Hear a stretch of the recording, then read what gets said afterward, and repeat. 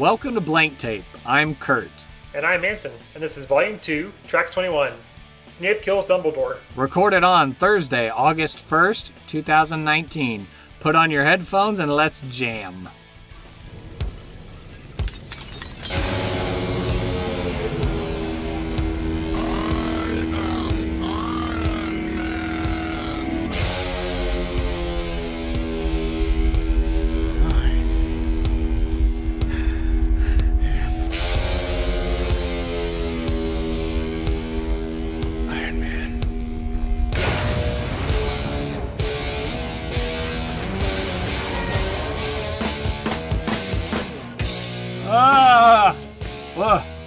Hey, is the show over?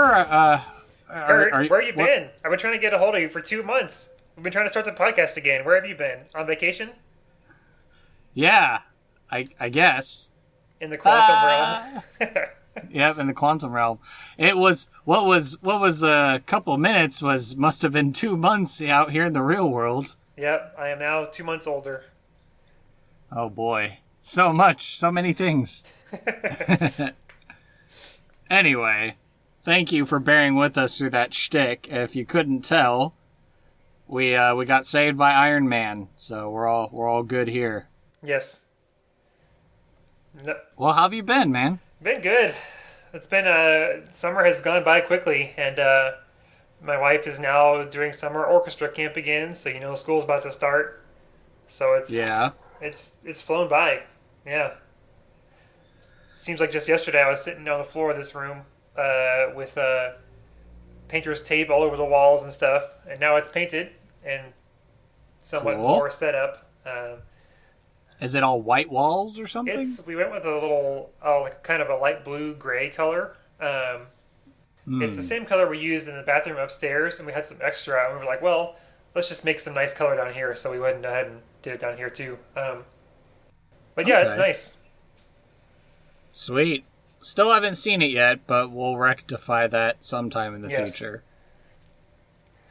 Awesome. Well, I guess we need to start going on with the show then. So what are you drinking, Mr. Anson? I am just drinking some water out of my blue water bottle here. Nothing fancy for me tonight because I had a workout earlier, and if I drank beer after a workout, it would be fun for a while, then probably not very fun. So I'm keeping it safe tonight. How about you? I just got some Dr. Pepper. The wife wanted Taco Bell for dinner, so that's where I went. Yep. I had Taco Bell. Yo quiero Taco Bell. I had Taco Bell for dinner a few weeks ago, but there's one right by my work, so it's easy to go swing by on the way home if I'm in the mood. What do you usually get? I usually tend to get the box combo just because it's $5 and it's a good amount of food for $5. Casey is a slave, or she's very fond of, I should say, of the nacho fries. Not the cheese dip, just the nacho fries themselves. Okay. Cool. And they always tease it like, oh, it's a limited time, and then it goes away and she gets heartbroken, and then it comes back, and then she's like, oh my gosh, this is the most favorite thing ever, and then it goes. So. Their marketing department is playing with my wife's emotions, and I don't appreciate that, Taco Bell, because then it comes on to me. She, takes out her grief on me. So I usually go for it's the number 6 with the chicken chalupas and then the one beef taco, and my wife likes the Mexican pizza that they have. Although it is decidedly not Mexican, she says, but that's what she likes to get. So. Anyway. Well, of course. Anyway. Funny aside, what piece of clever marketing from Taco Bell is still stuck in my head after all these years? We're going to need a bigger boat? No, not the bigger boat. It was when we were kids. It was either the late 90s or early 2000s, but they did a parody of the Bonanza theme song, and it was for their grilled steak taco.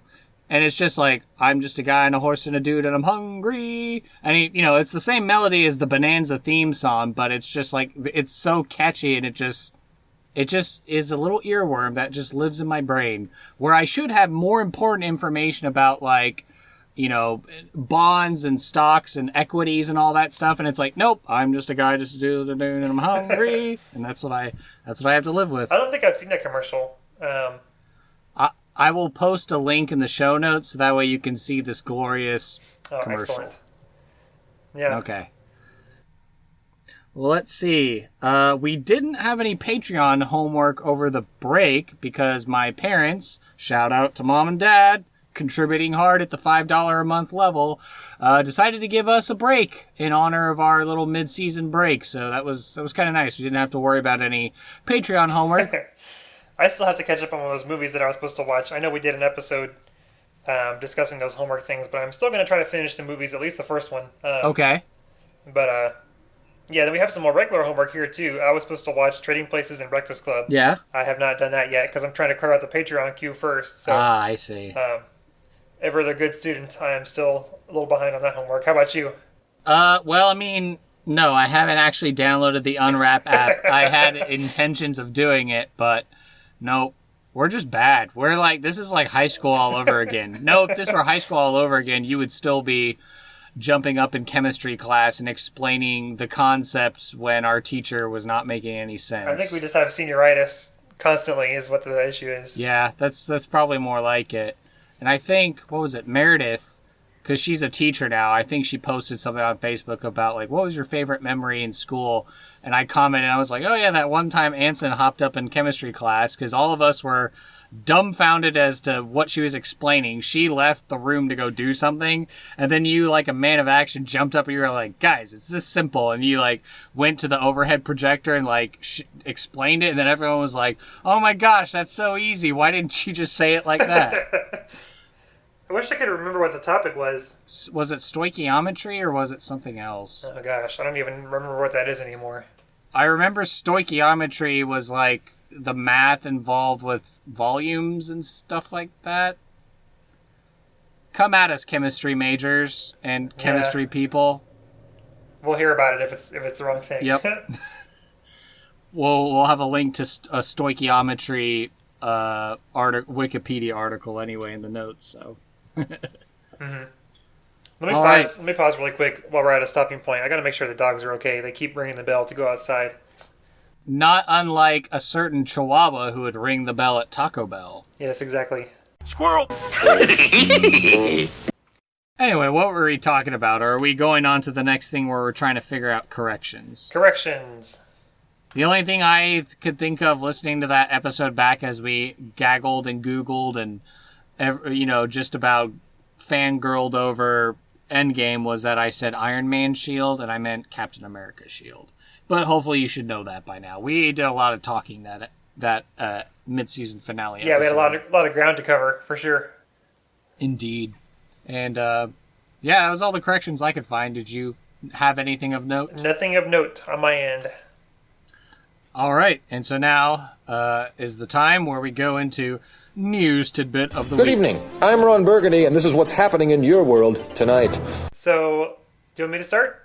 Yeah, go for it. I have a few here, Apple related, just a couple things that kind of stood out. There was I'm not sure if you remember this, but a while ago there was some talk about encryption technology and whether the NSA, the National Security Administration, should be able to have a backdoor to bypass any encryption on any phone if they want to investigate something. The argument for it is if you have nothing to hide, you shouldn't be worried about anything, and they're only going to use it if there's a need to catch a criminal or something. The argument against it is that invasion of privacy and invasion of privacy and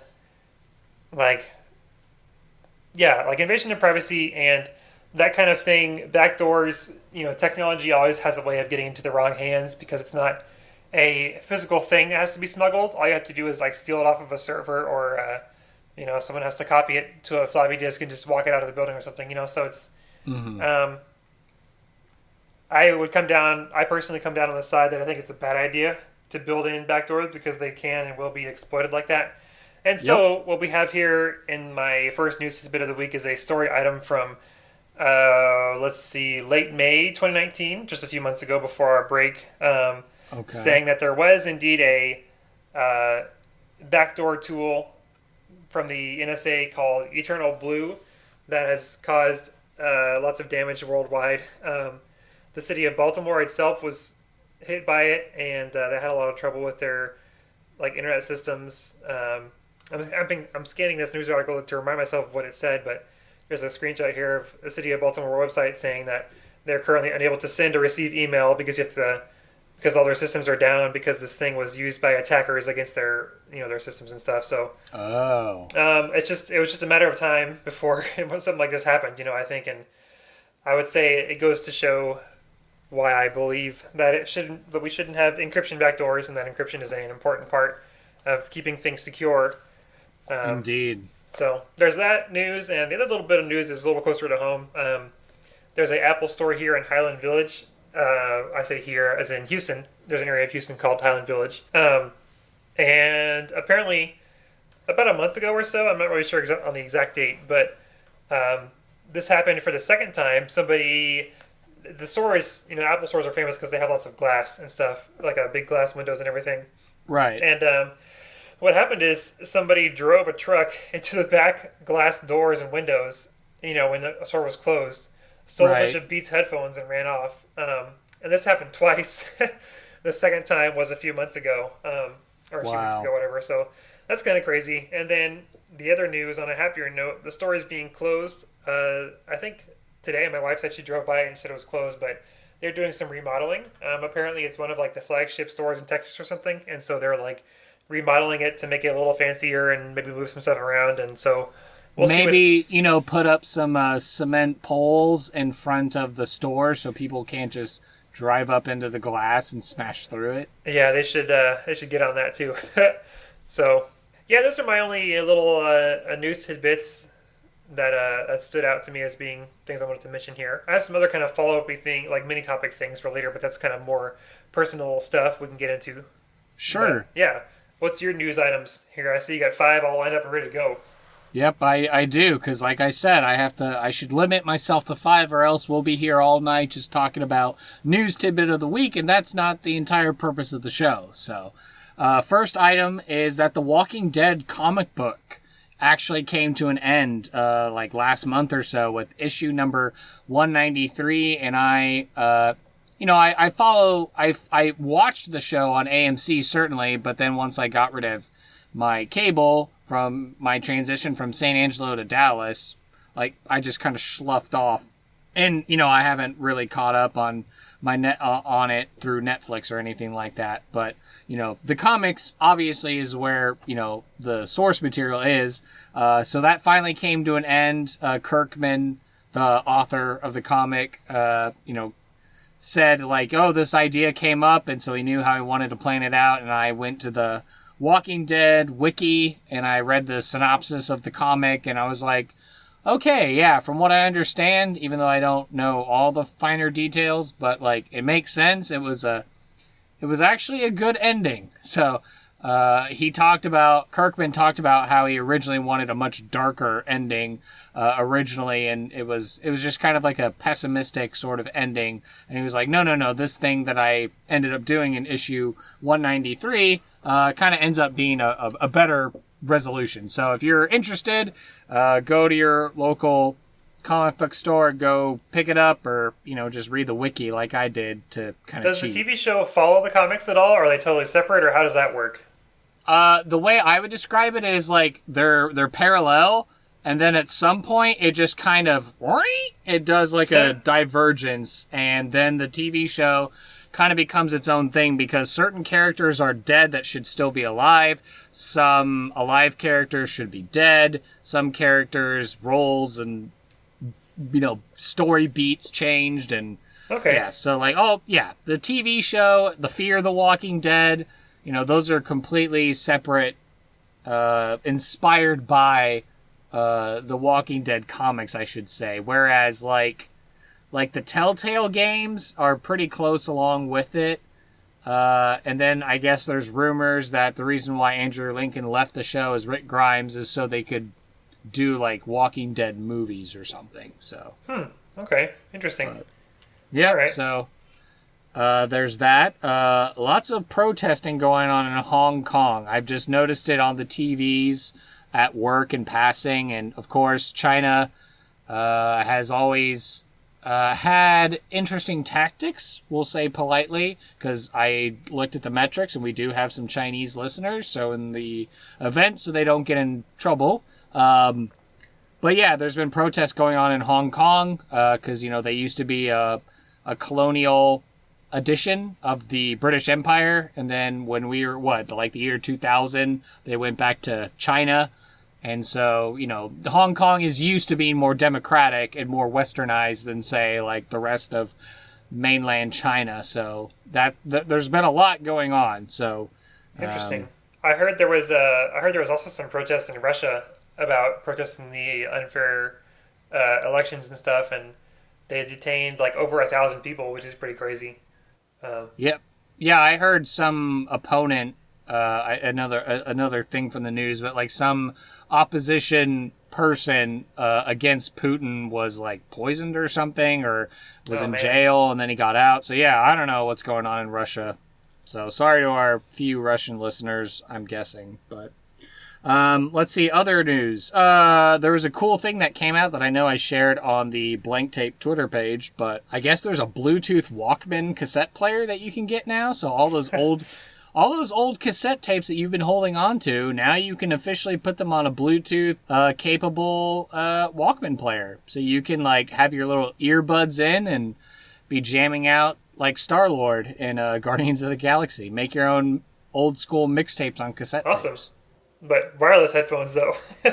Right. Bluetooth headphones. So, we might have to seriously consider figuring out if there's a way to get us onto a cassette tape. That'd be kind of a wild thing to do. Like put one of our episodes on a cassette tape and then be like, here you go. You can buy this cassette tape with one of our podcast episodes preloaded. That'd be a cool Patreon bonus. That would be possible Patreon reward. Let's see.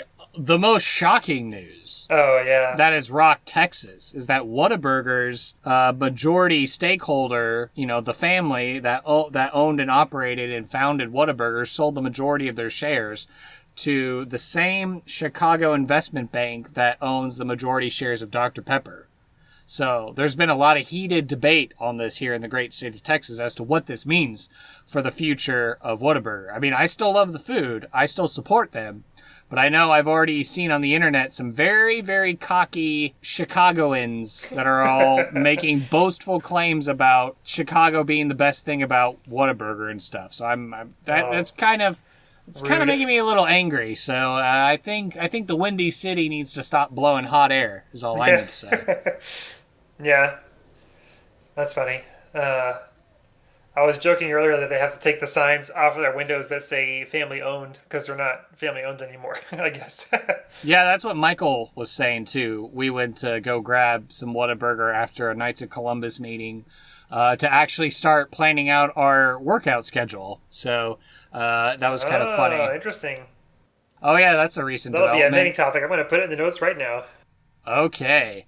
While I cover the very last also bit of shocking Texas news is that for some reason, there was a woman who went into a grocery store and thought she could get her 15 minutes of fame on the internet by opening up a Bluebell ice cream and licking it and putting it back in the freezer and causing all kinds of chaos and havoc and, health code violations, breaking the law and all this stuff. So, and of course, our classmate, Blake, he is a police officer, and so there's a photo I shared because the police department he works for had a there was a snapshot of him and one of his partners, and they're standing in the frozen section, and so I shared it, and I was like, "Don't mess with Texas ice cream." You got that right. Yeah, it's important to us. Yes, and I'm glad that Officer Blake was there to guard us and to guard our ice cream in our time of need. Do you eat Bluebell after all the listeria scares? Yeah, I'd still eat Bluebell. I mean, our freezer isn't big enough to necessarily have ice cream all the time, but, I'd still eat Bluebell. But, I mean, we can also go to Brahms, too, up here in Dallas, and they have fairly good ice cream. I think that's the Blue Bunny brand that they carry. But Brahms ice cream's really good too. We still do. Go ahead. Baskin Robbins. Yeah. Yeah. We still do Bluebell too, but I think my mom it scared her off, and she always has HEB brand now, which is kind of funny. But well, hey, there you go. There's a Texas brand. So we've been really into. There's a gelato place here in town called Sweet Cup, which is really good too. Oh, didn't we go there when we were hanging out? We had the double date or whatever. That was where they had like the liquid nitrogen. Oh yeah, no, that was a different one. That was like Frozen Zero or Zero something, some frozen place. But no, the gelato place, Elvia took that really cool video or whatever on her Instagram or something. Yeah, no, the gelato place is just gelato, but it's really good. Oh, okay. So they have like tiramisu, which is probably my favorite. So I'll get like a tiramisu and a chocolate, and they'll put it together. So, anyways, yeah. Yeah, when you come up here, you've probably been to it, but there is a gelato place in Plano just up the road that's really good that we've gone to a couple times that we like. You know what it's called? Or I think it's just like gelato. Hey, gelato. Yeah, it's just the name of the place. Elvia is studying Italian on Duolingo, which is the language app with the little owl. Do you know that one? Yeah. I think Casey's used it to try and brush up on her Spanish. Oh, cool. Although, interestingly enough, Destin Sandlin and his family, they talked about this on the No Dumb Questions podcast recently, but they did like this immersive Spanish course in Costa Rica. So they went down to Costa Rica and they actually were in an immersive, classroom where they only spoke Spanish, and they were in a country where Spanish was the predominant language. And so I was like, oh, that's pretty interesting. I guess if we decided to do like some immersive German course and we went over to Germany to be like, oh, hello, ja klar. Yeah, they say that's the best way to learn is just to immerse yourself in it. So yeah, I've been doing German on Duolingo too. Elvia's doing Italian, but I've been doing German. I should probably brush up on my German. I was surprised about how many little vocabulary words I kind of remembered. Ins Kino gehen, yeah. Like some of the foods and like the animals and some of the verbs and stuff. So it's been pretty fun. I've been enjoying it. Der Schmetterling, or is it die Schmetterling? Butterfly? Yeah. Yeah. Frau Schmetterling. What? Ah, yeah. I was going like Frau Schmetterling. Madam Butterfly. Yep, there you go. Ich habe zwei Katzen, ja. That's for you, all of our German and Swiss listeners. And we have some Austrians too, I'm sure. Right on. Right on. See, if you encourage us on Patreon, then we can do these Duolingo things, and then we could do an international episode where we just do the entire episode in German. It would be very short. It would be an extensive discussion on animals and food. It would make our parents so proud. Yeah.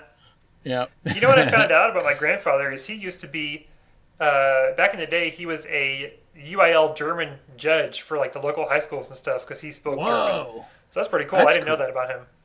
Is he still able to rock the German tongue? I think so. I'll have to talk to him next time I see him. But yeah. That's what Omi told me about growing up in Fredericksburg and, the 20s, 30s, and 40s is that people still spoke German, but now that a lot of other people have moved into the town and not as many people are speaking German, like it's, she's not remembering as much of the German, but she talks about growing up in Fredericksburg, when she was a little girl and like people are going around Fredericksburg just speaking German in the streets, like, little like a slice of Germany here in the United States. That's cool. Yeah. Elvia was asking me, like, because she, her family, like, spoke a lot of Spanish growing up because they're, like, Mexican, and they're close and everything. So she was asking me, like, why didn't my family, like, speak German growing up? And I was like, well, only my grandfather really speaks it, like, fluently, And she was like, well, what about your dad? Like, did he speak it growing up? And they're like, no, they just didn't because I think they were already pretty Americanized, but right, assimilation, yeah, all that good stuff. My grandfather grew up speaking mostly German, I think. Huh. But I had to check the facts on that. But yeah, anyway, so just an interesting cultural thing, So yeah, no, you bring up a good point. The fact of being American native born, it's kind of like, I guess the perception, which, in a general truth is right about like Americans are very language selfish. It's like, oh, like everyone just speaks English because that's the language of the world. But then it's like, no, actually some people, that's not their native language. English is not their native language, and people speak other things, which is, it's a good thing why we don't have a national language, although English is the most popular. But I remember in the travel episode, when you were speaking with Dr. and Mr. Moore about the fact of going in the subways and you and Elvia hearing all the different languages going on in the subway trains. Yeah, I think a lot of it is also our proximity to Mexico. Like we're being in Texas, we are close to Mexico, and so a lot of people like speak Spanish, just because it's the culture that's so close to us. If we were in Europe and one country, the neighbor countries, I'm sure people would recognize more of the language, but right. Well, growing up in Texas, you also, if you're like me, you grow up speaking Spanish very poorly and not knowing how to speak it at all. Yeah. Yeah, I didn't take Spanish until college. I took a few semesters, but yeah, because we took German in high school. But that's a question. I'm just going to throw this out here. How often do you and Elvia just have conversations in Spanish? Full conversations? Yeah, full conversations. Not really ever. You should totally do that so you could like get better. Yeah, it's most and helpful. then when kids are there, then they'll know Spanish and English both. I think it's most helpful with her parents, because her parents, like I said, they spoke Spanish growing up, and so her parents will still speak Spanish pretty like frequently, like all the time, like whenever Elvia talks on the phone with her mom, it's like always in Spanish, so it's helpful when they come visiting for me to like know it and stuff, but that's pretty much the only time where I might have like half or part of a conversation, like all in Spanish. So. Okay. Yeah.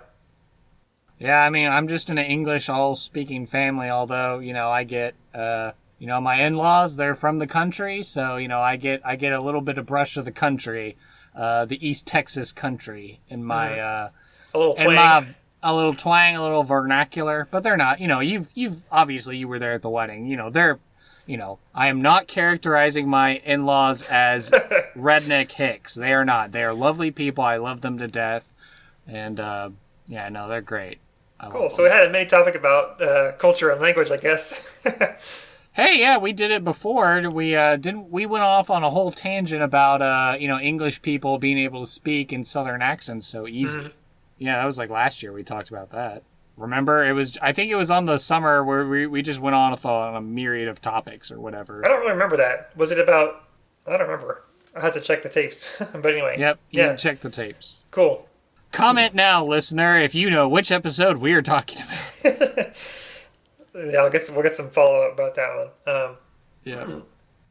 So you want to check the next mini topic here that I have on the list? Yeah, go for it. So there's been lots of Disney live remakes of their old classic animated films. Trying to think of probably one of the first ones was Beauty and the Beast, right? Was there one before that they did?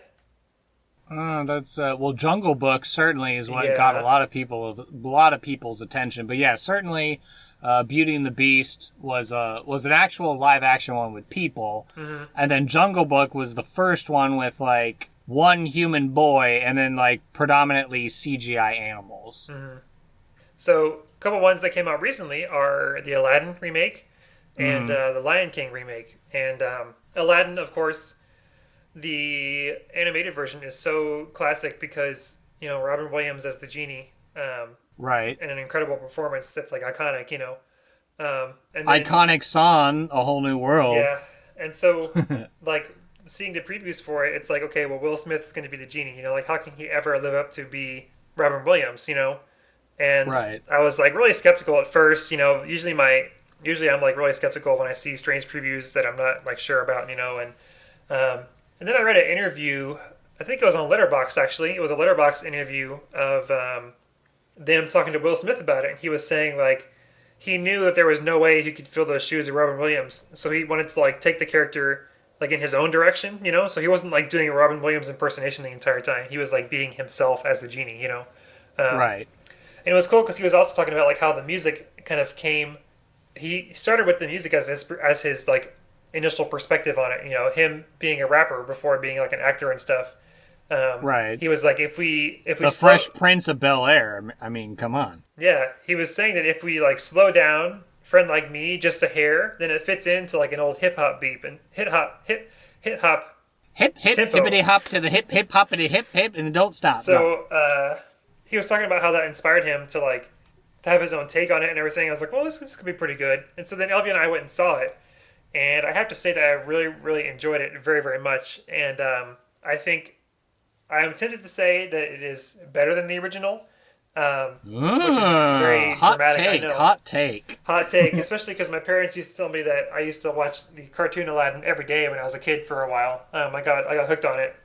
Right. But I think it was very, very well done. And what I like about the remake is that because it's real people, they try to make it more realistic. And so it just... It's kind of hard to explain, but other than saying that, the tiger and Iago turned out okay? Yeah, I think so. Yeah. Iago doesn't really talk. You know, he's a parrot, so he like says things like a parrot, but he doesn't like have conversations with Jafar like he does. So they didn't shoehorn in Gilbert Gottfried to just be like, "Oh my gosh, I'm Gilbert Gottfried the parrot." No, none of that. So okay, all right. It was very good. Jasmine has kind of a more prominent role. She's a little more of a how do you say, she's more of an actor, like she does more things than just kind of... She takes action and she has her own initiative. She isn't passive, she isn't the damsel in distress or whatever. Right. Yeah, and she gets her own song or two, which is kind of cool. So what else is crazy from that is, did you ever watch the show New Girl? Yeah, I started watching it, and then, you know, of course, with everything, I just kind of dropped off at one point, but yeah. Did you ever watch any of the episodes with Allie, who is Winston's girlfriend? She's a police officer. No, I don't remember that character. That's okay. Anyway, well, she is Princess Jasmine's, like, aide and helper. So it was kind of funny seeing this comic person from New Girl, like, in Aladdin as, like, a helper. But, anyway, yeah, I highly recommended it. If you have a chance to go catch it at the Dollar Theater before it goes out or whatever, you should check it out. Yeah, we do have the cheap theater here in Plano that I can easily get to. So 2 thumbs up from me. I'll post my formal review on Letterboxd eventually, but yeah, you do. You got so many reviews to catch up on and so many movies to log, dude. I'm waiting for your profile to update. I know, I have it all in a list, chronologically sorted, and my first one is from April. It's Star Wars The Force Awakens. Get on that, get on it. I know, I gotta catch up. Anyway, so there's that. Well, since you're not having to worry about editing the episode, I mean, you've got some free time, buddy. Yeah, what's my excuse anymore? Yep. There's that one, and The Lion King also came out recently. Elvia saw it a few days ago, I think last weekend. She said she really enjoyed it. I haven't seen it. Neither have I. I haven't seen any of the ones that you're talking about. But... Yeah, Beauty and the Beast was okay. I wasn't super impressed with it. Didn't see that one. It was kind of fun to have like a modern redo of it, but right. It was so similar. I didn't feel like it added a whole lot. But Aladdin, I very, very much enjoyed. So, do you think that the movie was just basically a straight adaptation of the stage musical for The Lion King? No, for Beauty and the Beast. Because, I mean, a lot of these Disney movies also have musical versions of them, and I know even our own high school... Yeah, like, it was after we left, but I know that Maid Creek High School actually did a performance of Beauty and the Beast, because Tommy got to play the Beast, you know, because he was like a grade or 2 younger than us, so... And I think Kristen was Belle, so if I'm remembering that right.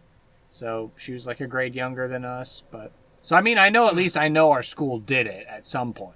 No, I don't know the Beauty and the Beast musical, so I don't know if it was like that. But I do think it was very much like a very, very close to the original animated one. Okay. From my memory. So, yeah. All right. But yeah, no, I've been hearing mixed things about The Lion King, notably commentary about Beyonce's voice acting ? But again, I haven't seen it, so I can't judge it. So it's the feedback that I'm seeing on social media. There's also Mulan, which has a teaser out now. Oh, yeah, that's right. That one I am excited about because Freddie Wong's brother, Jimmy Wong, if you've ever seen Video Game High School, Jimmy Wong's in that, but he has a role in that movie. So that's pretty cool. So a guy who got his start on YouTube is going to be in a major Disney remake of an animated classic. Who's Freddie Wong? Is that the guy from Doctor Strange? Freddie Wong. Wong. No. Freddie Wong. You would know him from the Rocket Jump YouTube channel. He was like a championship Guitar Hero player. Like I said, he has the Rocket Jump YouTube channel and podcast. He does the podcast with Matt Arnold and Will Campos called Story Break, which is a podcast I've really been into for the last, I don't know how long, 6 months plus. Yeah, you told me about that one. Yeah, so the premise is that they come up with a crazy idea and they have to come up or break the story within an hour. They recently switched the formatting, so they're taking one of their ideas that they already broke called Heaven Heist, and now the series is going to go through week by week writing each scene of this movie, and eventually by the end of it they're going to have a full movie that they've written on air and showing people the process of how screenwriting works. So I'm really excited about that, to learn how that actually happens. Well, that's fascinating. And he also does a D&D podcast called Dungeons and Daddies, not a BDSM podcast, and it's a bunch of goofy dad caricature characters from the real world that get sucked into the actual game world of Wizards of the Coast, Dungeons and Dragons, and they're getting into all sorts of crazy hijinks. It's super hilarious, and it's just good fun. Cool. So, watching that Mulan trailer, I was, again, very skeptical, Mm-hmm. But if I remember how I felt about Aladdin, and, remember that they're trying to do, like, a very modern take on it, like the Mulan trailer has some really cool, like, fight sequences, it looks like, so it should be, like, more modern, more realistic. And people are saying that they're sad that Mushu is not in it, or not even mentioned, Right. And he was, like, a huge driving force of the original movie, so we'll see, but I'm going to be cautiously optimistic this time. Yep, or else people will be saying, Disney, dishonor on you, dishonor on your family, dishonor on your cow. Yeah. Yep. Oh, good times. That was a super popular song in 8th grade, by the way. I remember some school talent shows or choir concerts where My Reflection by Christina Aguilera was like super popular at the end of our junior high year. Yeah, it's a great score. It's a good one. Yeah. Oh yeah, there's a lot of Get Down to Business. That's a good one. There's a lot of good songs in Mulan that get in your ear and they just don't leave. Like I said, my brain is full of useless song knowledge, not anything of note or practicality. First, two things. First of all, it reminds me of that scene in Inside Out where she has the double mint gum. Oh, yeah. Triple dent gum. And she keeps coming back to her head. Coincidentally enough, I remember the theme song for the double mint gum jingle. So, yeah, I totally sympathize with that scene. I'm like, yep, I know exactly what that's like. It's like, why can't I remember anything important? And then my brain's like, oh, double mint gum. Number two, do you ever do pub trivia? I know they have pub trivia at the Flying Saucer, but I don't actually go out on the nights when they have it because I'm probably doing something else on the night they have it. Though one time, probably last year, when Carly came to visit, we actually did go out to pub trivia night at the Flying Saucer, but it was all Game of Thrones themed. So Carly just wanted to go there to hang out. And, we sat there and listened to them asking the questions, and I was like, I don't know any of this. So it's like, good luck figuring out this subpar literature. Burn! Elvia and I go to a Geeks Who Drink pub trivia. Nice.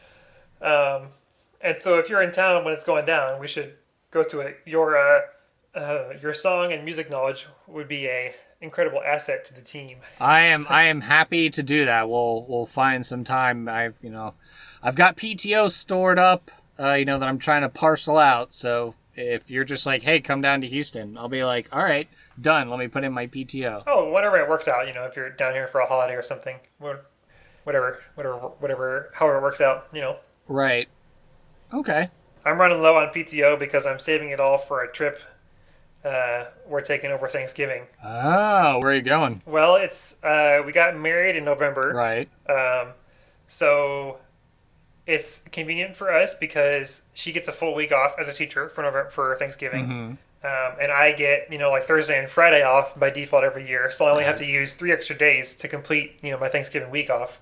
And so this year we are going to the distant nation of Italy for a Thanksgiving vacation. Oh my goodness, that's amazing. Yeah. So that's why she's working on the Italian, because she wants to be able to be like, I want the bottle of the wine and the nice fettuccine alla freddo. Hey, pasta, pizza. Yeah. Oh man, after watching all those Netflix cooking shows that Casey likes, like, Italy is gorgeous, and I'm sure I have to find the town and the butcher, but apparently if you go to this one guy's butcher shop, it's like heaven on earth as far as cured meats are concerned. What shows is it she's watching? Well, there's like Chef's Table is one of the big Netflix shows where they go one-on-one and interview chefs and they get their life story. I think there's like it's like salt, fat, butter, something else that's really good.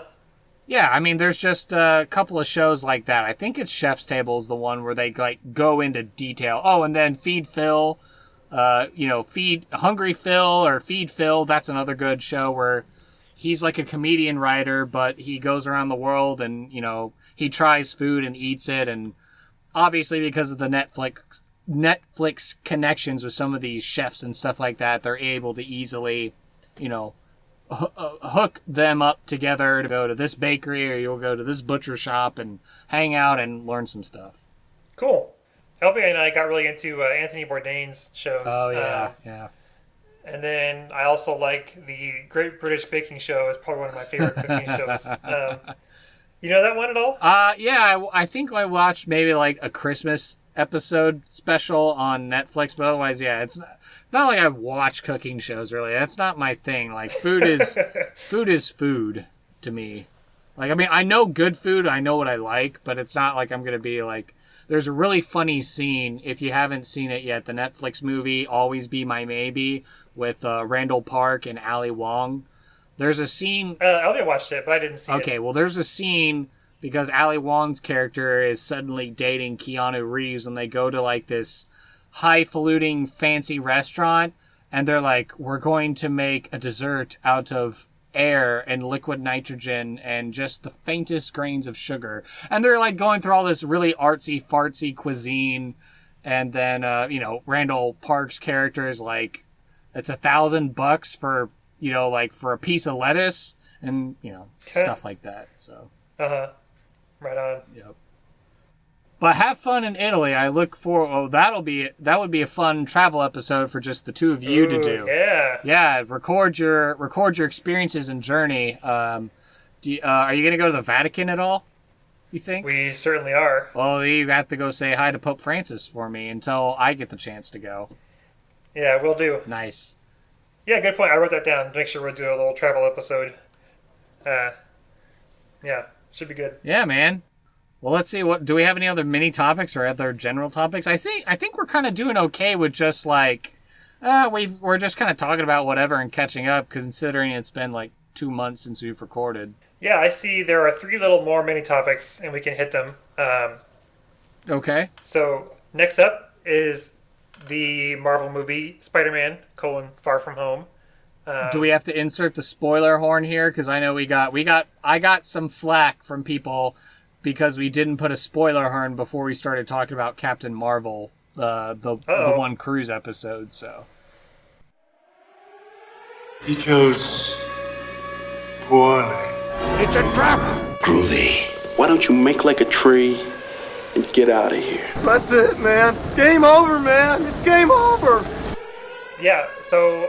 What are your thoughts, quick overall thoughts on the movie? I thought it was well done and well executed, and holy cow, did that turn out to be a good twist of a bad guy, and oh my gosh, they brought the original J. Jonah Jameson back. Yes.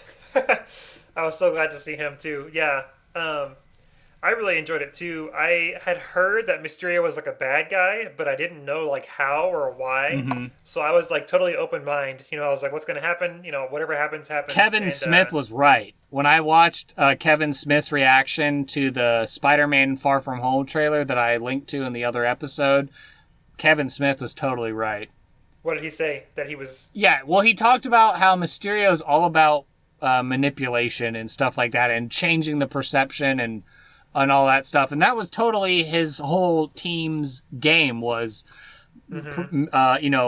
manipulation, change of perception, misdirection, like all of it. Like, and if you go back, I was watching commentaries from new rock stars and stuff on the movie, and it was like, yeah, a lot of misdirections and a lot of subtleties as far as, changing the perception and the angle of events. Yeah, I loved it when he's having these like nightmare dream sequences, like while he's awake. Oh my gosh, it's crazy. Those were so well done with the hologram, but with the barf technology being turned against Peter, and like the nightmare school, and being trapped in the snow globe and having to fight off, Nick Fury and whoever else. Yeah, I thought that was really well done. Yeah, I enjoyed it. And I'm thinking Mysterio's still alive because, even though he stopped the gun from, like, man, you saw how cold-blooded Quentin Beck was. Like, he was prepared to execute Spider-Man right there at the end, but Peter listened to his spider senses and, like, caught the gun before he could fire it. And then, of course, you had, the Alex Jones-style version of the dailybugle.net, J. Jonah Jameson, which I thought was like, I picked up on that pretty quick, but how they doctored the footage to make it look like Spider-Man was a villain, and how he got unmasked. I was like, holy cow, what does this mean for Peter Parker? How is he ever going to live a normal life now that he's been outed as an Avenger, as a superhero? I could see Quentin doing a double, turns out, like faking it out twice, like one time, like, but then Edith said there are no illusions here, so right. Remember, like, I don't know, maybe he could have programmed her to lie or something about that. I don't know. Right. No, I know for sure. Eric Voss of New Rockstars is already speculating that in Phase 5, I think when we finally get a third Spider-Man movie, it's going to be. Some people are already speculating that it's going to be the Sinister Six, which are like the 6 classic Spider-Man villains that team up against Spider-Man. So that's like Electro, Sandman, the Vulture, Scorpion, Doc Ock, and then Mysterio. So also some talking about like Kraven the Hunter as well. Maybe Kingpin will show up. Who knows? I don't know. That's a lot of villains. Yeah, it is. And Spider-Man's taking them all in one. So I also like what you were saying about how he got unmasked. It's kind of a throwback to the Iron Man where he's like, I am Iron Man. Like he got unmasked at the very last second. Right, but Iron Man volunteered and chose to do that. Yeah. This was kind of forced on Peter. He didn't choose to unveil himself.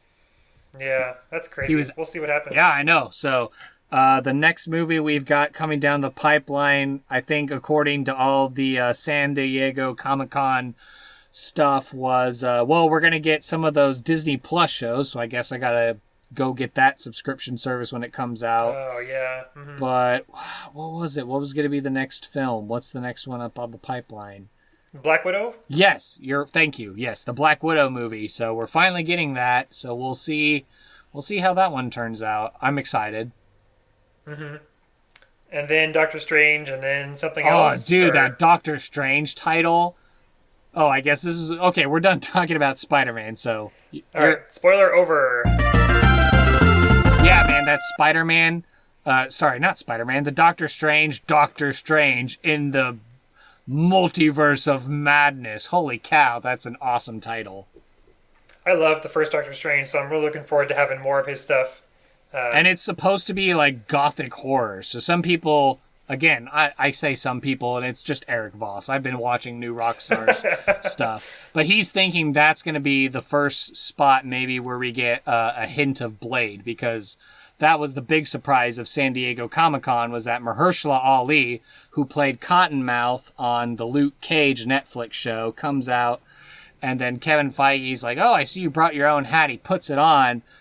the whole Hall H goes black, and then just a single title card comes up with Marvel Blade. So we're getting a Blade reboot after we discussed in our Marvel episodes how originally in the late 90s, early 2000s, we had Wesley Snipes doing Blade. So...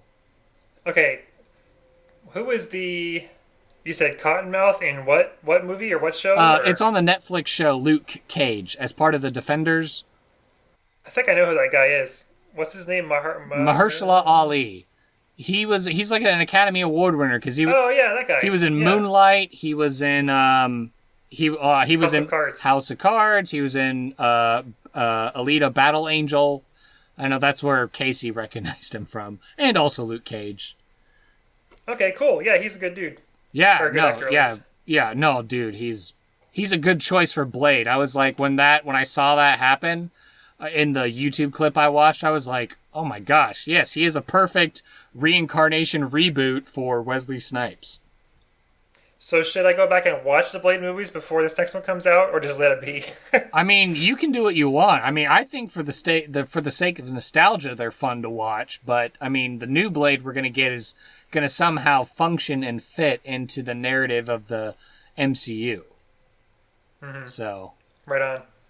But yeah, all those Disney Plus shows are, and it was interesting in the Phase 4 announcement because it's like the Disney Plus shows will actually matter and factor into the movies because the WandaVision show, for instance, is going to talk about Scarlet Witch. It's going to talk about the Vision and the grown-up kiddo from Captain Marvel movie, the little girl. She's going to be grown up and in that show with her superhero moniker. But like Scarlet Witch is going to be teaming up with Doctor Strange in his movie.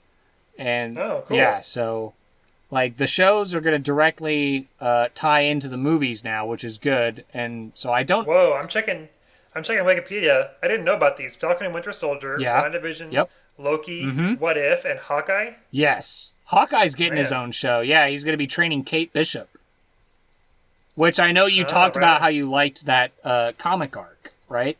Yes, I have the Hawkeye by Matt Fraction. Yep. Yeah, cool. Yeah, the What If is going to be animated, and the guy who played Jeffrey Wright is the name of the actor, but he was on Westworld. He played the scientist who... Oh, yeah. Sorry, spoiler for that. Sorry if you're not caught up on Westworld. Watch the original movie before you watch the HBO. You're going to get email about that one. Yep. How dare you ruin Westworld for me? Maybe you should bleep it out or something. Oh, yeah. I'll try my skills at bleeping it out. Okay, I'll put a marker in for that one, too. Okay. I don't know why I think it's so funny. I just blurted it out. Oh, it's like, what was it? I don't know. Was it a video you'd had or someone shared? I remember it on YouTube where it was like, it was after the Half-Blood Prince came out, and then like someone's walking into a bookstore, but then someone drives in a car nearby, and they're like, Snape kills Dumbledore. Yeah, and then the person was like, no! Yeah, that's a classic one too. We'll find a video for that. It wasn't me. It was just like a meme. Oh, that's what it was. Snape kills Dumbledore. No. Oh, good times. One time I saw an animated GIF or a GIF that was an edit of a scene from Castaway, where Tom Hanks is on the beach. He gets a package. He opens it up. He pulls it out, and it's Harry Potter and the Half-Blood Prince. And he's like, "Oh, okay." And he looks up and he sees a plane flying by with a banner that says Snape kills Dumbledore. Oh, that's too good. I have made fire! I have made fire! There's got to be a GIF out there somewhere for that. No, we'll find it. We'll find it, don't worry. All right, so we've got two more little mini topics here. Sure. One of them is very cryptic in the notes, so you wouldn't guess what it is. Oh, I think I figured it out. It has to be with CrossFit Yellow Rose, doesn't it? Oh, well, you got it. So, the note is, as we have discussed in the past, we moved recently over the summer. Mm-hmm. And So the gym we used to go to, CrossFit Yellow Rose, which is featured heavily in the double hamburger with cheese or whatever it is. Yeah. Episode we talked about. That gym is now far away from us. Aww. Far, meaning it's like 25 minutes or so. And because we often go like right after work and stuff, it's kind of it's tricky to get over there. And so we are now, or I am now going to Orange Theory, which is a chain gym kind of thing. My cousin's wife did that in out east of Dallas when they were still there before Eric just moved, and his wife Hannah, and they all just moved out to Colorado. Oh, cool. So I had heard about Orange Theory from our mutual friend Karan, who has done it for a long time. Oh, okay. And I was curious to try it. There's one right down the street, so it was like we moved far and we were ready to try something different because we've been doing CrossFit for a few years and we liked it. We like it fine, So I was just curious to try something new that was closer. So yeah, I've been going to Orange Theory for a few months, and maybe a month and a half or so, 2 months, and I absolutely really really enjoy it very much. Oh, nice. So the way the class is structured is it's a group class, and so you get in there and you're working for an hour. It's like an hour workout, kind of like CrossFit, but unlike CrossFit, there is no breaks. Whereas at the gym I used to go to, it's like you do your warm-up stretching, and then you do like a strength portion, and then you do like a Metcon, like a workout cardio portion. But at Orange Theory, there are 3 stations. There's treadmills, rowing machines, and then a strength floor, and the strength floor has like dumbbells and stuff. And so it's like you rotate between the 3 stations, but you're constantly moving and constantly working. So it's a really awesome workout. You do a lot of cardio and you do some weightlifting stuff. I do miss like the barbell work, like the snatches and squats and stuff, like the Olympic weightlifting that we used to do at CrossFit, because there's no room for that, and it's just a different style of gym, so you don't really have that kind of thing there. But I've been enjoying it, and I'm going to keep sticking with it. I think it's going to be my new thing. Cool. Elvia tried it, and she says she really misses CrossFit a lot, so we're going to look into finding because she loves the weightlifting stuff. I miss it and I enjoy it, but it's like her favorite thing is to do the it's because she's a boss, that's why. Yeah, for sure. So I definitely agree. So she's going to look for a gym nearby to where we moved and maybe start going there instead. But fitness was such a topic for us for a little while that I wanted to give you an update on that and say that we've been trying something new. And what's this I hear about you having your own workout schedule thing going on? Yeah, well, over the summer, we actually got a physical with the doctor in the first time in however many years, because, I never get sick. I never need to go to the doctor, but went to the doctor, had the whole thing done, and they were like, your bad cholesterol's a little high, your heart history, you're a little on the heavy side, although I'm right at about the edge of the proper weight that I should be, but anyway, like in talking it over and speaking with my good friend Michael, who was like, oh yeah, I go to the Plano community centers, rec centers, because they have a bunch of, not only do they have like pools and, basketball courts and all this other stuff, they got weightlifting stuff. And, when I was not as busy, I'd go there. And I was like, well, I think I need to have an accountability buddy that's other than my wife, because it's so easy. If Casey's not feeling well, then, I'm like, well, I guess I can't work out. And then it's easier for her to be like, well, I guess I'm not going to do my thing then here at home. So it was good to find an accountability buddy here. And so I just take some workout clothes with me to work. And when I'm done, I change at work. I hop on the train. I get to my car. And then I just drive the short distance over to the community center that's closer to where he lives. So it's a little bit of a drive for me to get back. But it's really easy to get around Dallas. I think much easier. I mean, traffic and roads and all that stuff, but comparatively, I think it's easier to get around Dallas than it is to get around Houston. So it's not really a problem for me. But yeah, we spend an hour there. I've been doing the couple times that I've been going. We try and go 3 times a week. Obviously, with the podcasting in the mix, those Thursdays will change to Friday workouts. But essentially, spend the first 30 minutes doing stuff on the treadmill, cardio stuff, and then just jumping between different weight machines and stuff like that. But I can already feel the burn in all my muscles as I'm trying to build upper body strength that has never existed. Well, that's awesome, man. I'm really excited for you. That's great to hear. Yeah, and good deal. It's fairly reasonable for out of city residents, because like if you live in Plano, you get a discount for the rec center. Mm-hmm. But so I pay a little bit more than an average citizen of Plano. But I have a card now, a little ID card that they can scan in their system. But I'm like on a month-to-month plan, so it charges me like I don't know, like $30 or something a month. And like, not only do I have access to all the the equipment stuff, but there's, like I said, there's pool tables, there's ping pong, there's basketball courts, there's rooms upstairs for like one time I saw them doing some kind of martial arts upstairs. And of course there's like a gigantic indoor pool for swimming laps. There's a giant slide in there, and then there's like a whole water park thing outside. So I mean, you can bring the kids and stuff like that and have a fun day at the rec center, just swimming and working out and all that stuff. And that's awesome. I'm really excited for you. That's cool, man. Good deal. I know, so I'm gonna be swole before too long. Yeah.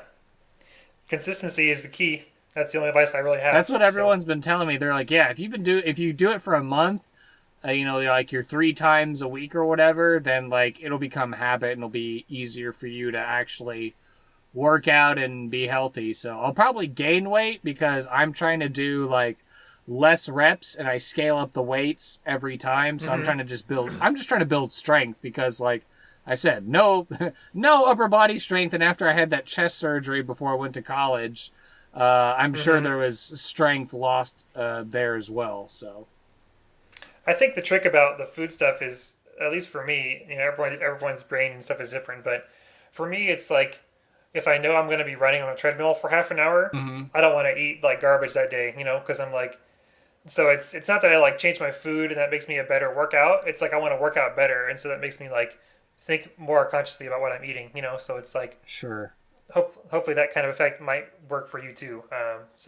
Yeah, I know the food portion's got to enter it in slowly and surely. I'm making those changes, but I'm still being stubborn on a couple things. But Casey ultimately sets the rules here in the old house about what food is actually coming into the apartment. And, when I'm taking lunch to work, certainly I'm eating more fruits and vegetables than I normally did before. So that's actually a positive change. Good deal. Yeah. Yeah. So there you go. All the nerdy boys are getting swole. Watch out, jocks. We're coming for you. Good deal. I'm happy to hear that. Yep. It reminds me, too, that Alfie and I used to play, when I was a student at U of H, we used to play racquetball in their gym sometimes. And we haven't done that in a long time. But you should go on a racquetball date. Yeah, I'm sure there's got to be like a YMCA or something around here like that we can find that has a racquetball court. So yeah. Or, anyway. Just get like a treadmill for your new house or something, or a Bowflex or something. Yeah, Elvia wants she's all into like having a gym garage. She thinks it would be like a garage gym. She thinks it would be cool to like have some weights and stuff that she can use at home. Get her a punching bag so she can just like beat it up like Rocky. Yeah, when the kids don't practice at school, she can take it out of a punching bag. Punch. Yeah. So, yeah, maybe over time we'll build up a little gym here or something. We'll see. Yeah, cool. Yeah. Well, what are you thinking? Are we done? Are you worn out from today? I am a little worn out. I got to get up earlier tomorrow because I have the company, a company I work for. It's kind of been an annual tradition the past couple of years that if the company is doing well, then the CEO gives everybody a few Fridays in August as extra holidays. And so, I thought you were going to say pizza party. We have like release parties when we do a release, but it's not usually pizza, unfortunately. Oh, okay. So I have tomorrow off, and I'm going to go kick it with Elvia at school and hang out with her summer orchestra camp. Nice. They're going to do like a region clinic afterwards, and I'm going to help with the bases on that. Nice. So that means I got to get up a little extra earlier than usual because I have to be somewhere at a certain time. Right. But how about you? You got any big plans for the weekend? I think we're playing D&D on Saturday. My new book from the Matt Colville Strongholds and Followers came in during the summer break along with the Critical Role Steam-forged minis. So I actually have little plastic miniature characters of all the Vox Machina and the Mighty Nine characters, which are pretty fun and awesome. But I finally have like the physical book from Matt Colville's Kickstarter about how to award your players with like follower characters, or if they want to build a stronghold and get extra benefits from that. And so the last time the group played, they went to the abandoned castle because there was a bunch of Cthulhu cultists that were trying to enact a ritual for this aboleth monster creature to get more powerful. And they fought their old friend, one of the player characters, Michael, originally played a warlock character, but then he was like, I don't like this character, I want to play something else. So I ended up doing the Colville strategy of, let me recycle this player character and make them a bad guy. So I ended up making him a bad guy, so they had to fight his old character, but they beat him. And now they have a castle that they're trying to repair, so I'm going to have to now engage in the next phase of the process, which is, okay, you've got a castle, now you have to defend it against an enemy army. And so there's a whole basic warfare rule system that I'm going to have to brush up between now and Saturday when we play. And basically probably just walk them through it, take it easy, figure out how they like it, if it's something they want to do more of, or like, okay, I guess that's the only time we're doing it, and then now I just have to come up with other regular adventures for you guys to play. Interesting. Cool. Yeah, and I remember talking to you being like, oh man, if we only had more Patreon money, we could produce we could do like an audio podcast D&D game or something like that, which would be really fun to do, since I know you say you don't get to play all that much, but maybe it could be like every once in a while, like a special episode where we get to play. I don't know. I lead you through a game of D&D, and maybe you have some other friends join you, maybe not, and then we would put them up as episodes came together and stuff like that. That'd be kind of fun. Yeah, time is the universal constraint. But yeah, anyway. Yeah. all good things. Sounds like a fun Saturday. Yeah, and I spent a lot of my summer doing world building stuff. So now I actually really feel like I have my own cohesive Dungeons and Dragons homebrew setting. And if you ever want to read the notes on that, I guess you'll just have to come play in a game to find out. Yeah, are those miniatures you mentioned? Are those like the ones you paint, or are they already like pre-painted? Or oh no, we're gonna have to paint them, and we're probably gonna have to look at the box and remember the colors, or maybe we'll come up with our own crazy colors. But the characters had their own distinct look in the show, so they're probably primed, ready to paint. It's just a matter of like just painting them up. Oh, cool. I would be terrible at that. I'm not very good at crafty kind of thing. Casey is actually very good at painting. I like how she paints the minis. Like I feel like I'm okay. I had a little bit of experience from the short time that I played Warhammer 40,000 of painting Imperial Guard troops and tanks and stuff like that. So I had some experience doing it before.